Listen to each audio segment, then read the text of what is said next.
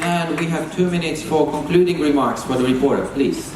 Okay, first of all, I was criticized for not measuring with compressible objects, but I actually used water and styrofoam particles which have a small compressibility, which then showed a good correlation to the theory. Furthermore, I'd like to comment on the velocity wave discussion, because obviously the opponent actually mentioned the phase shift between the pressure and the velocity wave, and so I think it's obvious that we disagree on this point. I was criticized for not defining the extent to what I manipulated objects, and I actually defined the extent by the dimensions in which I can manipulate objects. So I first of all manipulated objects in 1 dimension, and in the end of my presentation was able to manipulate objects in 2 dimensions.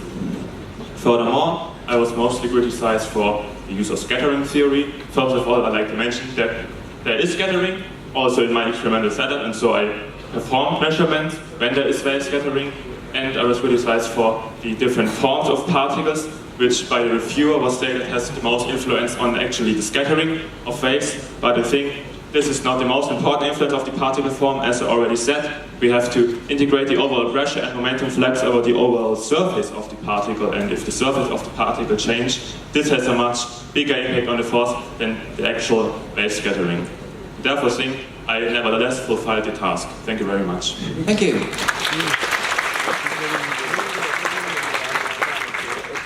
Now there's time for questions from the jury members. We are a big jury, so can I kindly ask you to be as efficient as possible? I think Ilya was the first one.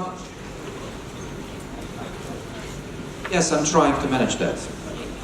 To the reporter, please. You were showing a video in which you were placing a particle into the air, and then there was some residual positive decaying oscillation, and it was in the horizontal plane. Can you just very quickly comment on this? I mean, in my Broadband demonstration, yes, the setup used consisted of multiple ultrasonic transducers connected also in a part of the sphere. And by only changing the phase of specific ultrasonic transducers, I am able to also manipulate particles horizontally. Okay, thank you. John? Question for the reporter. You were asked about how you measured the force on the suspended particle, and you said you measured the acceleration. Can you tell me how you measured the acceleration with any sort of precision?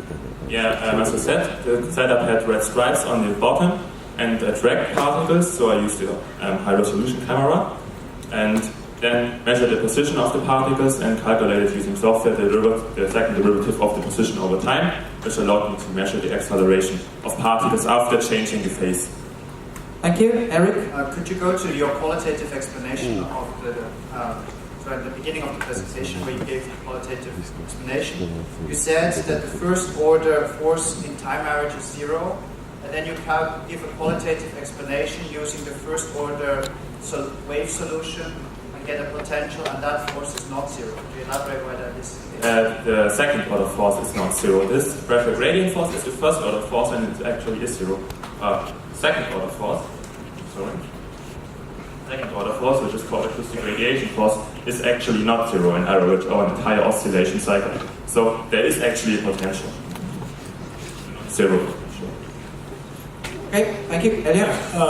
For the reporter, can you manipulate the object without changing the apparatus? That's basically the point the opponent's asking. Manipulate the object without changing the apparatus.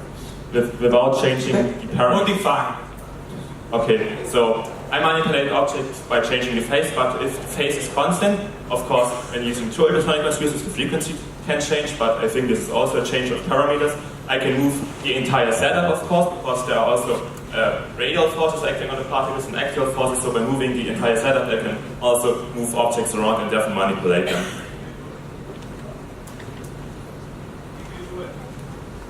Did you do what you just said?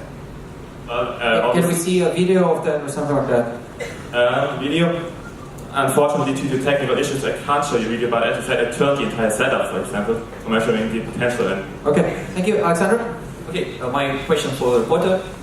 Which frequencies did you use to achieve the phenomenon? I used 2 different ultrasonic transducers. Most measurements were taken using a 28 kilohertz ultrasonic transducers and also used 40 kilohertz. And as I said, I used high frequency speakers too. What was the wavelength and the size of the objects? When you're using 40 kHz, the wavelengths equal 8 millimeters, which only allow me to use particles to 1 or 2 millimeters, but when using 28 kHz, I could use bigger particles.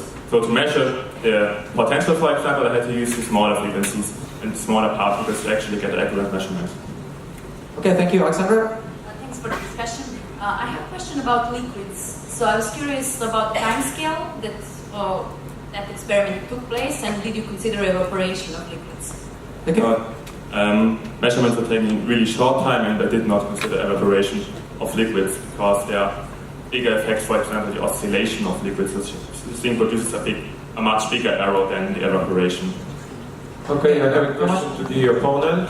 The reporter was presenting some verification of his theory. Could you just name what he has showing? So do you mean, do I agree with his... No. He was showing verification of some parameters. Can you just name them? His parameters? Yes, his parameters verified with theory. Such as the voltage or the voltage he has used, and also he differed some kind of forces of how can I say that's the radius of this kind of parameters. So. Okay, thank you, Kent. To the reporter, to the opponent and the reviewer, can I just ask, do you feel that the reporter has sufficiently addressed the manipulation of the object? I do not, so that's why I addressed on mine. Okay, and could you pass the mic to the reviewer? I think he should investigate about the extent, the quantitative extent. Okay, we are run out of time, but if there is a question from a jury that did not answer a question yet, then I'll allow it. So, Konrad, you had one?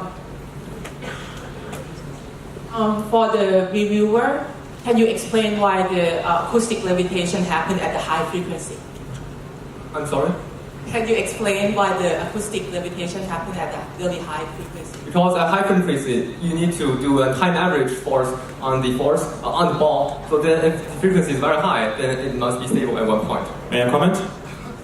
Yeah, sure. Okay, first of all, as the reviewer said, for high frequencies, the acoustic radiation force is bigger, and we need a difference in pressure on the particle surface. And for really low frequencies, there's a really small difference in pressure along the particle surface, but for really high frequencies, there's a big difference, which results in a big force. Okay, sorry, time is over. Thank you very much. Another big applause for all three teams.